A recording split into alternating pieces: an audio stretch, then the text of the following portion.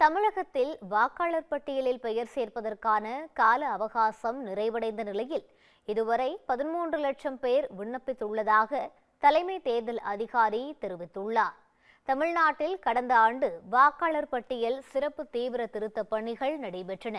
அதில் உயிரிழந்தவர்கள், முகவரி மாறியவர்கள் உட்பட 97 லட்சம் வாக்காளர்களின் பெயர்கள் நீக்கப்பட்டன.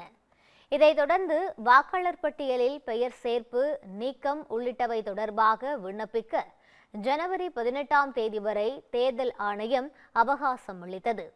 வாக்காளர் பட்டியலில் பெயர் சேர்ப்பு, நீக்கம், முகவரி மாற்றம் உள்ளிட்ட திருத்த பணிகளுக்கு முகாம்கள் நடத்தப்பட்டன. தொடர்ந்து இதற்கான கால அவகாசம் நிறைவடைந்த நிலையில் எஸ்ஐஆருக்கு பிறகான வாக்காளர் பட்டியலில் பெயர்களை சேர்க்க கோரி 13,03,487 பேர் விண்ணப்பித்துள்ளதாக தெரிவிக்கப்பட்டுள்ளது.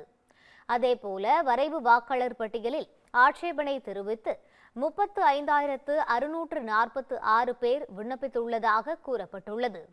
இந்த படிவங்கள் சரிபார்க்கப்பட்டு பிப்ரவரி 17ஆம் தேதி இறுதி வாக்காளர் பட்டியல் வெளியாகும் என்று அறிவிக்கப்பட்டுள்ளது.